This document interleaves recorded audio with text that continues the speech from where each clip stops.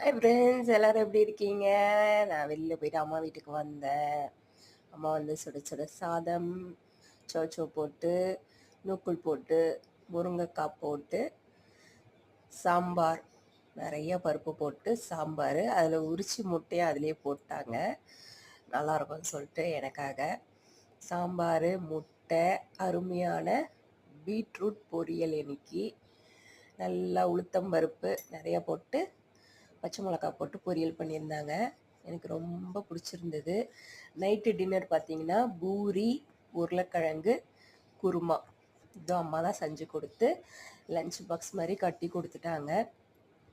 போய் வந்து எதையாவது செஞ்சு டைம் வளர்த்திட்டு இருக்காது, போய் சாப்பிட்டு படுத்துக்கோன்னு சொல்லிட்டு கொஞ்சம் சாப்பாடு, சாம்பார் எல்லாம் எடுத்துகிட்டு வந்துட்டேன். கொஞ்சம் மோர் குழம்பு ஊற்றி ஊறுகாய் தொட்டு சாப்பிட்லான்னு இருக்கிறேன். பாய், குட் நைட்.